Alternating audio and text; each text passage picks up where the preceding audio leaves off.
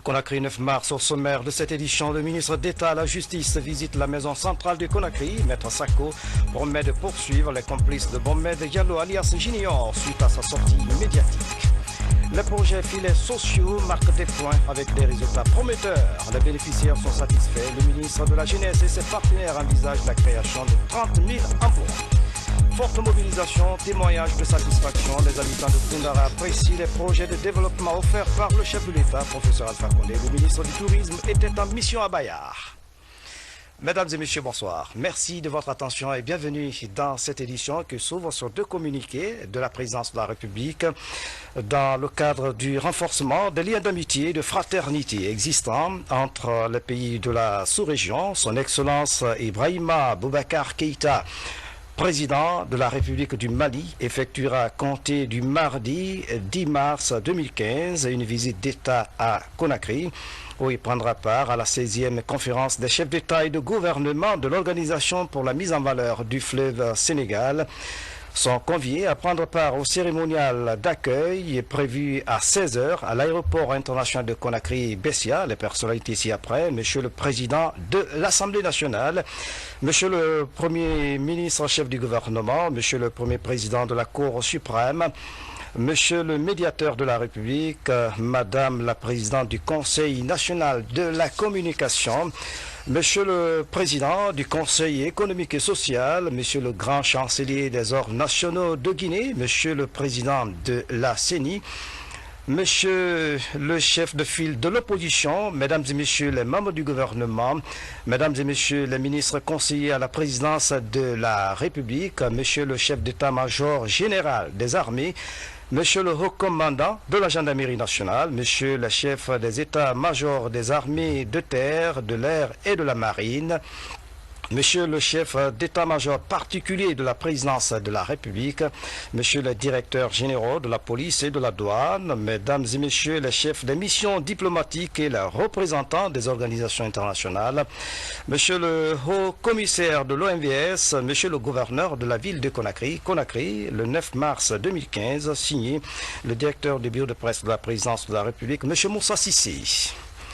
Mesdames et Messieurs les personnalités désignées pour être membres de la haute autorité de la communication, dont les prénoms et noms suivants sont convoqués en assemblée plénière le mardi 10 mars 2015 à 10 h précises dans la salle des actes de l'Assemblée nationale Palais du Peuple pour l'élection de l'organe dirigeant. À raison de l'importance de l'ordre du jour, la présence de tous est obligatoire. Ce sont Abdourahim Ba au titre du Conseil supérieur de la magistrature, Omar Yassine Ba au titre de l'Association guinéenne de la presse en ligne, Hawakami Kamara au titre de l'Association des professionnels africaines de la communication, Mfa Ousmane Kamara au titre du ministère des Postes, Télécommunications et des Nouvelles Technologies de l'Information, Ousmane Kamara au titre de l'Union des radiodiffusions et télévisions libres de Guinée, Sekou Tidiane Kamara au titre de la Fédération nationale des cinéastes de Guinée, Martine Condé au titre du président de la République, Mouri Fofana au titre de l'Association guinéenne des éditeurs de la présidence de la presse indépendante, AGEPI, Alpha Cabinet Keïta au titre de l'Association des journalistes de Guinée, Association des professionnels de la communication, Joachim Baba Milimono au titre du président de l'Assemblée nationale et Ibrahima Sori-Sila au titre du collectif des imprimeurs, libraires, bibliothécaires, archivistes de Guinée, le bureau de presse de la présidence de la République. La 16e conférence des chefs d'État et de gouvernement de l'OMVS s'ouvrira ce mercredi à Conakry. En prélude à ce sommet se tient depuis ce matin la session plénière du Conseil des ministres de l'Organisation pour la mise en valeur du fleuve Sénégal. Le débat porte sur le bilan des activités menées par les autorités de l'OMVS depuis 2 ans. Nabi Kamara suit les travaux. Le 11 mars 2015, notre capitale abritera la 16e session ordinaire de la conférence des chefs d'État et de gouvernement de l'Organisation pour la mise en valeur du fleuve Sénégal. Un conseil des ministres préparatoire de cette rencontre se tient depuis ce matin au palais Mohamed VI. L'occasion pour les participants de faire le bilan des activités menées pendant les 2 années passées et décliner certain nombre de grands projets que l'EMVS compte réaliser dans l'ensemble des pays de l'organisation. En Guinée, par le barrage de Koukutamba qui fait 300 MW, il y aura la route Labé, Dingirai, Tougué, Dingirai, Sigiri. Il y a un programme de pêche sur l'ensemble du bassin. Il y a l'observatoire de l'environnement que nous allons installer à Labé, mais il y a également 60 à 70 millions de dollars que nous allons investir en Guinée dans le domaine de l'aménagement, de la pêche, de l'aquaculture. Dans le reste des pays, nous allons avoir à peu près un réseau interconnecté de plus de 1000 km qui va relier la Guinée aux autres pays de l'OMVS. Également, lancer la navigation sur le fleuve Sénégal. Parmi les questions inscrites à l'ordre du jour, Dr Cheikh Talibé Sylla, ministre guinéen de l'énergie et de l'hydraulique, invite ses collègues à leur résolution étant donné la place qu'elle occupe par rapport au développement de notre bassin. Il s'agit entre autres des questions liées au démarrage des travaux de l'ouvrage hydroélectrique de Gouina, à l'accélération des procédures relatives au financement de Koukutamba, de Boureya, de Gourbassi et le financement de leurs travaux, à la mobilisation des financements nécessaires au démarrage des travaux du CITRAM, à l'organisation d'une table ronde des bailleurs de fonds pour le financement du plan d'action régional pour l'amélioration des cultures irriguées par ACIS. Le président en exercice du Conseil des ministres, le Malien Mamadou Frankali Keïta, s'est réjoui d'abord du retour de la Guinée dans l'EMVS avant de souhaiter plein succès à cette rencontre de Conakry, une rencontre qui va prendre fin demain dans l'après-midi au palais Mohamed VI. Je vous le disais en titre, le ministre d'État à la Justice a visité ce lundi la maison centrale du Conakry. Le garde des Sceaux est venu s'enquérir des conditions de détention des prisonniers. Il a également échangé avec les gardes pénitentiaires sur les cas d'évasion des prisonniers. Maître Sako a promis également de poursuivre les complices de Mohamed Diallo, alias Junior, par rapport à sa sortie médiatique alors qu'il est en prison. Voici le reportage de Tierno Younoussaba. La maison centrale de Conakry, elle est considérée par l'administration pénitentiaire comme une prison de haute sécurité en Guinée, alors que sa construction date de l'époque coloniale pour une capacité d'accueil de 300 détenus. Aujourd'hui, elle est frappée par un véritable surpeuplement. Les prisonniers se comptent par milliers et leurs conditions carcérales laissent à désirer. Cette prison avait prévu à peu près 300 et quelques personnes détenues ou en préventif. Là, on est à 1000 et quelques. Donc, voyez-vous, ça a été multiplié par 4 au moins. Ce qui impose donc des obligations et au ministère de la Justice et à l'État guinéen, je dirais, tout court. C'est pourquoi, dans le cadre du programme de la réforme, il y a ce projet qui commence à voir jour, de la construction d'un grand centre pénitentiaire à Yoropoguia, à Dubreka, dont j'espère nous pourrons déposer la première pierre début avril, afin que la construction commence. Autre préoccupation du ministre de la Justice, le phénomène d'évasion dans les prisons du pays. Et les cas d'évasion, on va essayer de trouver des solutions qu'il faut à cela. Alors, le deuxième point de votre question, c'était la communication qu'a eu un détenu avec l'extérieur, notamment la presse en ligne. Là aussi, le parquet général s'est saisi de ce dossier.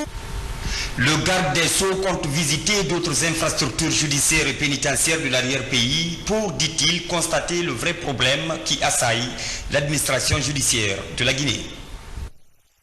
L'autre temps fort de cette édition, la préfecture de Fouré-Caria a désormais une station de radio. Elle est l'œuvre du gouvernement guinéen avec l'appui de l'UNICEF. La radio de Fouré-Caria va contribuer à la lutte contre le virus Ebola. C'est le premier ministre-chef du gouvernement qui a procédé au lancement de cette radio communautaire. Le reportage est signé d'Ousmane Bangoura. Dans la lutte contre Ebola, le gouvernement guinéen et ses partenaires au développement ne baissent pas les bras. Fouré-Caria, situé à 100 km de Conakry, a désormais sa station radio. Combattre Ebola et briser la chaîne de réticence par la voie de sensibilisation, c'est la priorité de ce médium de proximité.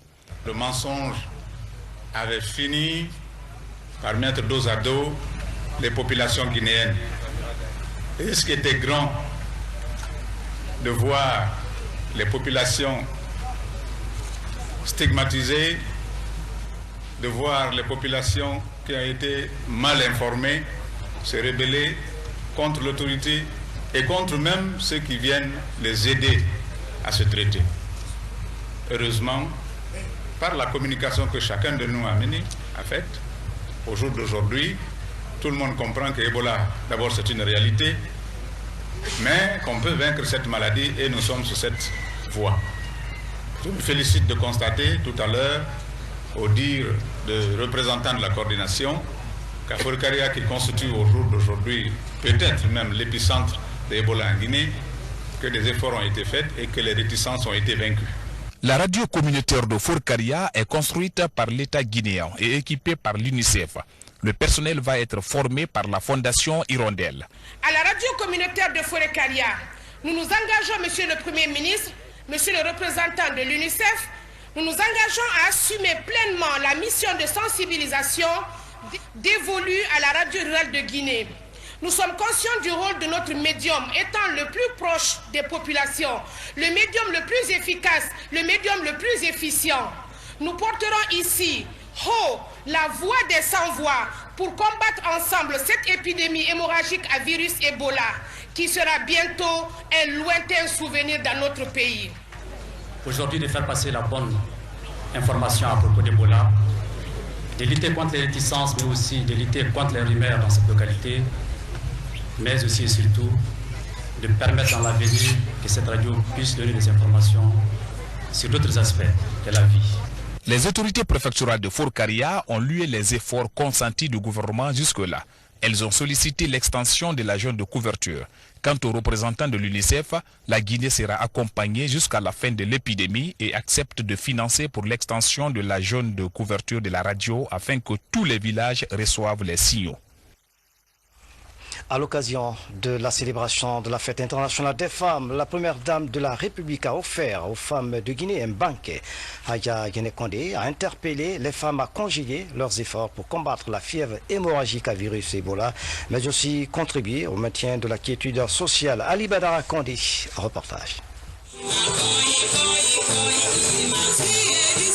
Malgré la crise sanitaire due à la fièvre hémorragique à virus Ebola, ces dames se sont fortement mobilisées pour ce banquet. Organisé par la première dame de la République pour célébrer ensemble le 8 mars, fête internationale de la femme. L'autonomisation des femmes, thème retenu cette année, en témoigne le combat perpétuel qu'elles mènent depuis des décennies. Elle demeure l'une des mesures les plus importantes que puissent prendre les gouvernements et les sociétés.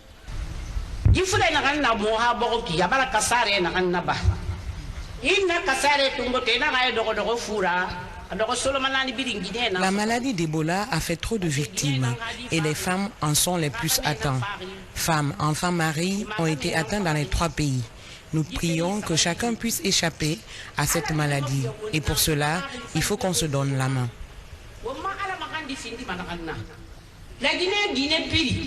La Guinée dit piringa de la Vessi à Bourema.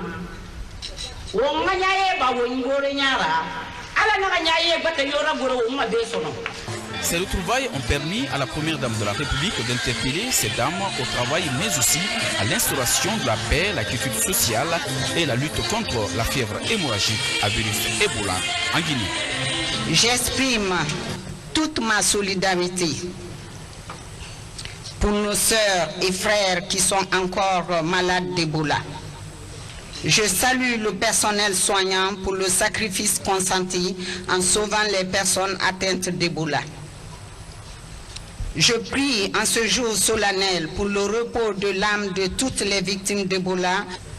Mesdames, les femmes et les enfants étant les premières victimes des conflits et mouvements sociaux, nous sommes au début, au centre et à la fin de tout processus vers la paix. Le socle de nos sociétés et le cœur de la nation guinéenne sont constitués par nos familles et communautés. Nos actions doivent être tournées vers le renforcement de nos valeurs traditionnelles et la culture de la paix et de la quiétude sociale. La célébration du 8 mars permet aux femmes à travers le monde d'exprimer les plaidoyers auprès des autorités pour défendre leurs droits et renforcer leur autonomisation. Les festivités du 8 mars, on en parle dans ce journal. À Conakry, à l'intérieur du pays, les femmes ont organisé des cérémonies de réjouissance pour marquer cet événement célébré en Guinée sous le slogan « Femmes au-delà d'Ebola ». À Kindia, c'est le ministre de la Communication, Alcine Makanera Kake, qui a présidé la cérémonie. Voici le reportage de Moussa Mikini et Younoussa Tawel Kama. Les femmes de la cité des Agrumes ont fêté le 8 mars 2015 sur fond de mobilisation contre Ebola. La commémoration de cette fête rappelle la grève observée le 8 mars 1857 par les femmes ouvrières de l'usine textile de Chicago aux États-Unis d'Amérique pour l'amélioration de leurs conditions de vie et de travail. Les 3 pays affectés par Ebola, à savoir la Guinée, le Libéria, la Sierra Leone, les 3 ministres en charge des enfants, des femmes et de la protection sociale se sont retrouvés pour trouver un thème sous-régional qui est le thème « Les femmes au-delà d'Ebola ». Le ministre de la Communication a apporté son soutien à plusieurs centaines de femmes de Kindia où il a été question de discuter de la riposte contre le virus Ebola et l'autonomisation de la couche féminine. C'est tout simplement dire aux femmes d'éloigner Ebola ou bien de s'éloigner Ebola. Mais je pense qu'éloigner Ebola est meilleur. Aujourd'hui, en tant que Guinéen, je suis fier, je suis honoré d'être invité à Kindia par les femmes. Pour coordonner la riposte à Ebola, ça c'est à l'actif des femmes. La liberté, le droit, on ne fait pas un cadeau, c'est un mérite. Rien ne se gagne facilement, il faut se battre. Et je crois que nous ne pouvons atteindre le développement que nous souhaitons tant que la femme n'est pas en place. L'Assemblée générale des Nations Unies a adopté en 1979 la Convention sur l'élimination de toutes les formes de discrimination à l'égard de la femme. La fête du 8 mars coïncide cette année avec le 8e anniversaire de l'émission L'Univers des femmes. Pour marquer cet anniversaire, l'animatrice Haya Ramatoulaye Touré est allée à la rencontre des téléspectateurs en organisant une cérémonie au marché Avaria. Marie-Angélique Bangoura et Rose Porcho étaient de la partie. La fête des femmes au cœur du marché Avaria. Cette année, l'émission Univers de femmes se rapproche de son public. L'émission a été réalisée avec les femmes du marché du changement, ex-Avaria. Une première initiative bien appréciée par ses commerçantes. Vraiment, aujourd'hui c'est une occasion pour nous d'interpeller les femmes à ne pas baisser les bras et à continuer le combat.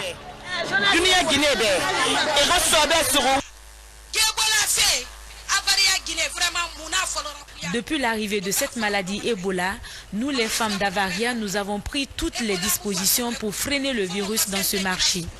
De l'autoroute jusqu'au marché Niger, Avec pour thème les femmes au-delà d'Ebola, la fête des femmes en Guinée est marquée par des témoignages et sensibilisation contre le virus Ebola. C'est aussi une occasion de vanter les mérites de la femme guinéenne. Comme vous le savez, la Guinée a été durement touchée par l'épidémie à virus Ebola. Les jeunes dans leur ensemble doivent s'y mettre. Nos sœurs, les jeunes filles, plus précisément, doivent se mobiliser pour sensibiliser la population, tenter de contrôler la propagation du virus et mettre fin à cette tragédie qui s'est abattue sur notre sous-région. Quand les femmes veulent, la Guinée va aller devant. Je suis convaincue qu'après Ebola, le plan de relance va donner le sourire à vous toutes. Animée par Ramatoulaye Touré, l'émission Univers de femmes est l'une des vitrines pour la junte féminine. Son combat pour l'émancipation de la femme est salué.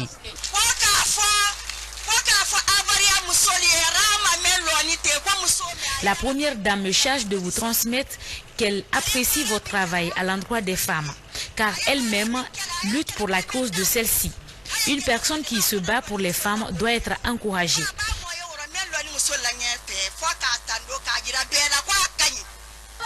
Depuis 1997, cette émission, connue auparavant sous l'appellation La Guinéenne, continue d'occuper la lucarne de la RTG. Elle constitue un espace public réservé uniquement à la couche féminine pour s'exprimer. Justement, par rapport à la fête des femmes, l'émission Univers des femmes doit assister à une grande rencontre des femmes à Paris le 21 mars pour clôturer le mois de la femme en beauté. Dans la préfecture de Fria, la fête des femmes a été célébrée sous le signe de la lutte contre le virus Ebola, mais aussi la coordination des femmes en collaboration avec les autorités ont organisé la lecture du Saint-Coran pour le développement de notre pays. Moussa Bangora revient sur le temps fort des festivités du 8 mars à Fria. Dans la cité des Alumines, à Fria, la fête du 8 mars a été marquée par une lecture du Saint-Coran. Initiée par la coordination des femmes, cette lecture du Saint-Coran a été l'occasion de rendre hommage aux braves femmes, mais aussi prier pour le développement socio-économique de la Guinée. Depuis l'avènement de la Troisième République, le professeur Alpha Condé a lié l'acte aux paroles, en faisant de la femme son credo et en la mettant dans ses priorités, à glorifier les femmes en leur donnant les postes de commandement au titre de ministre, de gouverneur, de préfet, de directrice nationale, etc. Pendant cette cérémonie, la sourate Yassine a été lue plusieurs fois. Une manière d'implorer la grâce divine afin qu'il répande sa miséricorde sur la Guinée et à bouter le virus Ebola hors du pays. Depuis près d'un an, notre pays traverse une période d'épidémie de maladie de la fièvre à virus Ebola qui a affecté notre pays dans tous les domaines. Je vous demande alors de se donner les mains pour conjuguer les efforts de sensibilisation et d'information, d'être à l'écoute des autorités et de coopérer avec les agents de santé pour éradiquer ce virus maudit dans notre préfecture. Cette année, le thème retenu est l'autonomisation des femmes imaginées. Dans cette ville de Fria, elle est célébrée dans la sobriété tout en combattant le virus maudit. On change de sujet. Projet filet socioproductif. Près de 30 000 emplois seront créés cette année. Le ministre de la Jeunesse se dit satisfait des résultats enregistrés en 2014 dans le quartier Ratoma Centre. Le groupement bénéficiaire salue l'impact du projet sur la vie des habitants. Le point avec Mamadi Ternakamisoko. Ratoma Centre fait partie des zones bénéficiaires du projet filet socioproductif. Plusieurs jeunes et femmes du quartier, à travers différentes activités comme l'assainissement, ont gagné des revenus substantiels. Aujourd'hui, les populations saluent l'apport du projet et expriment d'autres préoccupations du moment. La construction d'une maison des jeunes et un terrain omnisport sur le site DPM, situé à côté du collège Ratoma Centre, qui serait doté de notre regretté maire, Feu Haga Sirakande. La reconstruction et l'équipement du siège du conseil du quartier Ratoma Centre, le renforcement et le financement des différents groupements des femmes et jeunes, collecte des ordures, aménagement de potagers et formation des jeunes. 2014 s'est clôturé avec des résultats jugés encourageants. En tout, plus de 13 000 emplois ont été créés avec 2 millions de dollars distribués par le projet. Cette année, ces chiffres seront doublés. Au titre de l'exercice fiscal 2015, nous avons programmé la création de 28 000 emplois et la redistribution d'environ 4 millions de dollars. Il appartient aux communes, aux collectivités, de procéder à l'identification des personnes vulnérables. Donc c'est la population à la base elle-même qui nous fournit la liste des personnes supposées être vulnérables. L'ambition, selon les autorités, est de répondre aux appels des couches les plus vulnérables du pays. Nous allons construire la paix, nous allons consolider la paix à travers ces projets filets sociaux. Nous allons redoubler d'efforts, nous allons faire en sorte que les couches les plus vulnérables puissent avoir encore des moyens de subsistance pour pouvoir sortir de la pauvreté. Et c'est cela le combat du président de la République. Le projet filet socio-productif est financé à hauteur de 24 millions de dollars par la Banque mondiale. Un projet filets sociaux productifs, une action encouragée. Le groupe Bolloré soutient la lutte pour l'alphabétisation. Une première session de formation a été organisée à l'intention des personnes déscolarisées à la Blue Zone de Kaloum. La formation porte sur l'apprentissage de la lecture et de la rédaction. Les bénéficiaires saluent l'initiative. Tierno Ousmane Diallo, reportage. Alors on commence le texte, alors le petit texte. Bonjour! Ils sont une trentaine à suivre ces cours d'alphabétisation à la Blue Zone de Kaloum. Certains parmi eux ont plus de 40 ans, mais ils tiennent à saisir cette chance que leur offre le groupe Bolloré d'apprendre à écrire et à mieux parler la langue de Molière. Tout le monde sait que en prenant en français et écrit, c'est très bon. Parce que vous savez, il y a des endroits, tu as des bonnes idées à fournir. Mais si tu n'as pas les moyens de communication, facilité de communication, on peut te retirer la parole, on donne à quelqu'un qui peut communiquer facilement, même s'il n'a pas expérience comme vous. 90 heures de cours leur sont nécessaires pour boucler leur formation. Ils ont à leur actif 30 heures de cours. Les admis au niveau suivant reçoivent leurs attestations. Ils vont constituer la classe A1, l'avant-dernière de leur parcours. Plus de 65% de Guinéens sont analphabètes et que le français est notre langue officielle et j'invite vraiment tous les Guinéens à faire un effort. Il n'est jamais trop tard pour se former. Les non-admis au niveau A1 ont une seconde possibilité de suivre les cours avec un nouveau groupe d'apprenants inscrits au programme d'alphabétisation et de cours de perfectionnement. Le programme est entièrement financé par Bolloré et les sociétés Mining House et Egico, appuyées par l'Institut français. Faire un travail d'alphabétisation, c'est remettre sur les rails des gens qui ont parfois pas forcément une très bonne opinion d'eux-mêmes, alors que c'est très injuste. Donc nous sommes très heureux de cette expérience-là. On espère que ça va évidemment continuer avec Bolloré. En remettant les diplômes tout à l'heure, j'étais vraiment fière de voir des mères de famille, des femmes qui généralement sont au foyer, qui se disent une fois que je suis mariée, que j'ai mes enfants, j'ai plus rien à chercher, qui viennent apprendre, qui viennent apporter un plus. Parce que même pour assurer l'éducation des enfants, pour suivre les devoirs des enfants, il faut savoir lire et écrire. Donc si les parents ne sont pas alphabétisés, ils ne pourront pas aider l'éducation de leurs enfants. Parmi les récipiendaires, il y a ceux-là qui désirent tout simplement améliorer leur connaissance de la langue française. Des projets d'alphabétisation à l'aide de tablettes numériques sont à l'étude. Dans l'actualité encore, le ministre du Tourisme revient de Badia, préfecture de Koundara. Moussa Condé est allé évaluer les projets de développement offerts par le chef de l'État, professeur Alpha Condé, à la préfecture. Il s'agit de l'électrification de la ville, la fourniture des intrants et le dépannage des engins agricoles. La précision dans ce reportage de Abdul Aziz Baldi. Située à plus de 600 km de Conakry, Koundara est une ville frontalière multiculturelle. La ville renoue progressivement avec l'électricité et le secteur agricole impulsé par l'action gouvernementale. Des jalons qui font aujourd'hui la fierté des populations du Badia. Le président de la République a pris les dispositions pour envoyer ses lampadaires jusque dans les sous-préfectures. Ce qui a fait une grande joie au niveau des maires des communes rurales et des sous-préfets et des citoyens. J'ai grand espoir que le régime, que le RPG gagnera cette fois-ci à Koundara, Inch'Allah. On remercie le président Alpha Condé du fait qu'il a fait Moussa Condé le parrain de Koundara.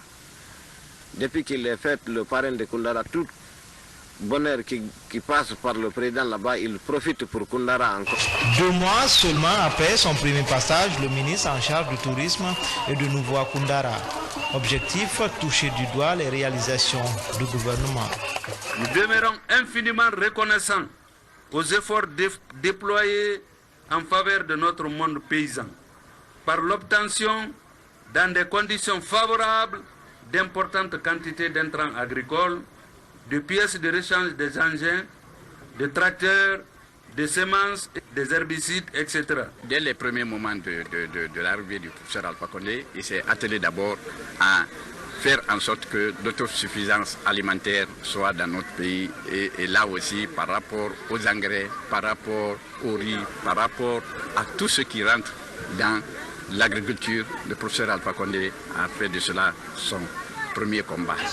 À Badiar, le ministre a profité de cette visite pour encourager les populations à respecter les mesures préventives contre Ebola. Badiar, dans la dynamique du changement, le Lions Club de Guinée et l'ONG Women of Africa apportent leur contribution à la lutte contre le virus Ebola. Ces deux associations ont offert un lot de produits hygiéniques et matériel médical destinés aux écoles de la capitale. Reportage Adia Toubari. Le combat contre l'épidémie à virus Ebola dans le pays, c'est le pari que se fixe le Lions Club Guinée. À travers ce don de produits hygiéniques et matériel médical, cette association de bonne volonté entend jouer sa partition dans le renforcement des mesures préventives. Ce don est composé de 38 000 packs de lingettes désinfectantes, 714 litres de désinfectant pour mains, 120 litres de désinfectant pour sol, 982 litres de gel hydroalcoolique, une palette complète de gants et masques et divers autres matériels pour les hôpitaux de la place. Ce don est aussi le fruit d'un partenariat noué entre le Lions Club Guinée et l'ONG Women of Africa, deux structures engagées dans les actions humanitaires. C'était une façon pour nous de participer à la lutte contre l'épidémie Ebola qui a fait trop de ravages dans notre pays. Nous avons la même vision, les mêmes objectifs. Pour une valeur de 103 000 €, ces équipements médicaux sont destinés aux structures sanitaires et établissements scolaires de la ville de Conakry. Nous avons fait la répartition en fonction des besoins que nous avons estimés de certaines structures. Et donc, non seulement les écoles primaires ont été bien dotées, les CHU ont été bien dotés, un certain nombre, comme la Cité de Solidarité aussi, a été bien dotée. Je crois que c'est la bienvenue. Ça va nous servir à nettoyer dans nos locaux, à protéger le personnel médical et les malades, les patients en même temps. Le Lions Club Guinée regroupe 10 clubs qui œuvrent dans divers secteurs sociaux de base. Lutte contre le virus Ebola, l'association des femmes de la promotion Haya Mafori Bangoura a fait un don de produits destinés à la prévention contre le virus Ebola. Nabi Zakaria Bangoura, reportage. L'implication des femmes dans la lutte contre la maladie à virus Ebola constitue la clé de voûte. C'est dans ce ordre d'idée que la 12e promotion de l'université de Conakry, promotion dénommée Hadja Mafori Bangoura, a offert un important lot de kits sanitaires à cette institution d'enseignement supérieur pour lutter et renforcer les mesures de prévention contre la maladie à virus Ebola dans ces installations. Ce geste patriotique est notre réponse à l'appel lancé par le président de la République, son Excellence, le professeur Alpha Condé, qui ne ménage aucun effort pour mobiliser entre toute la communauté nationale et internationale afin de bouter cette épidémie hors de la Guinée en particulier et de toute l'Afrique en général. Ces dispositifs de lavage de mains sont composés des seaux, des cartons de savon, des bidons d'eau de javel. En recevant ces lots, le recteur de l'université Gamal Abdel Nasser de Conakry s'est réjoui de la reconnaissance de la promotion Hadja Mafori Bangoura envers ce temple de savoir. Je commence par remercier la promotion Hadja Mafori Bangoura qui a eu l'esprit de venir en aide à l'université Gamal Abdel Nasser de Conakry en offrant un important lot de kits de lavage de mains pour nous aider à lutter contre la fièvre hémorragique à virus Ebola. Je voudrais lancer un appel aux autres promotions d'imiter le bon exemple de la promotion Hadja Mafori parce que notre université en a besoin. Cette action vise à accompagner le gouvernement et ses partenaires dans la lutte contre la maladie Ebola en Guinée et dans la sous-région à travers la prévention. Et puis je reviens sur le contenu de ce communiqué portant sur la 16e conférence de l'OMS dans le cadre du renforcement des liens d'amitié et de fraternité existants entre les pays de la sous-région. Son Excellence Ibrahima Boubacar Keïta, président de la République du Mali, effectuera à compter du mardi 10 mars 2015 une visite d'État à Conakry où il prendra part à la 16e conférence des chefs d'État et de gouvernement de l'Organisation pour la mise en valeur du fleuve Sénégal, l'OMVS. À la fin de cette édition, à tous, merci de nous avoir suivis. Excellente soirée, où que vous soyez dans le monde. À demain.